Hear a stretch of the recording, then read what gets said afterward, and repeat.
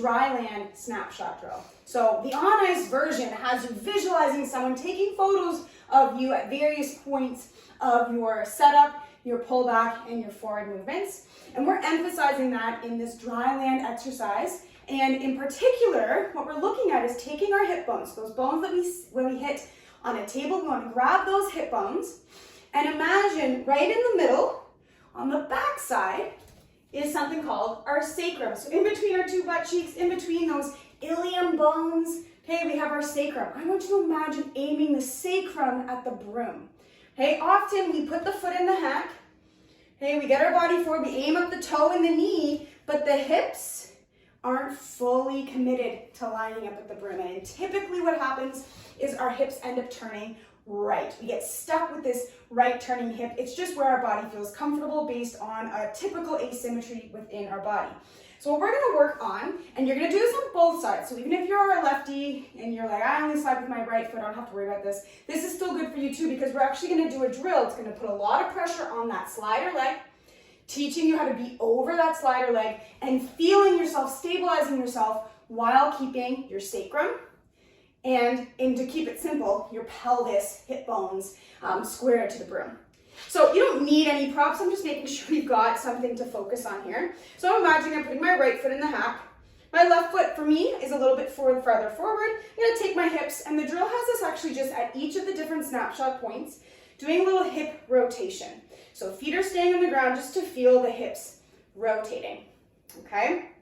So from here, I wanna make sure that my hips are square to my target, which in this case is gonna be aiming at the camera. I'm imagining my sacrum, and I'm imagining the line of delivery going through my body here. So when I send my hips back, I'm pushing my hips back along that line versus turning the hips to the side. Knees can still stay target, shoulders can still stay at target, but hip bone, sacrum could be still aimed typically to the right. Okay, so set up, we go right foot in, left foot in, do this both sides, of course. Okay, maybe you've got your right heel lifted like you're in the hack.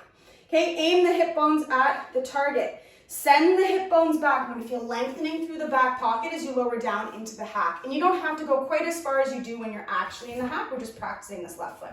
I've got this here to help me in case I need some stability, this to let us know where the rock is. So when I get down there, did my hips turn to the right? Is my sacrum aimed back to the left corner?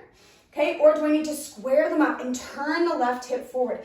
That means for some people, the right knee sneaks in front of the left, and that's fine because we're aimed at the target. Okay, then we lift up the hips, rock back, foot back, park, however you want to think of this for the case of this exercise. Square the hips up, we don't want them turned to the right. Okay, rock forward, and pause. Again, hips to the left, not to the right. Then you're going to balance on this lead foot, lift up the back leg, and lower down into a lunge. Again, making sure we've driven this left hip back, and we're rotating so that our sacrum, our hip bones, are facing the target. I'm gonna show you from the side as if I am a lefty, which is hard for my brain, so we're gonna do our best. Okay, so I've got my left foot in the hack. Okay, my right foot's a little bit further forward, square the hips up, send the hips back. Okay, again, make sure I'm squared up. Maybe need to turn the hips to the left. I've got my rock and my stabilizer.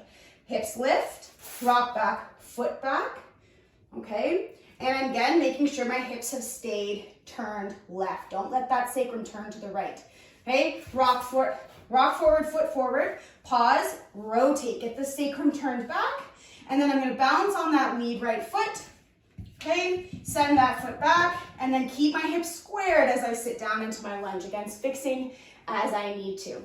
So you're gonna do this on both sides because we need to learn how to be stable on both sides as a human being. It also helps you practice that control and that timing for when you're on the ice. So the Dryland drill really is focusing just on timing, number one, but then also giving us a chance to make sure our hips are square and gives us a chance to make sure we're balanced over that lead, that sliding leg. Okay, so it gives you a chance to work on getting that foot in the right spot before you kick, in this case, stepping back into kind of like a reverse lunge. So give it a try.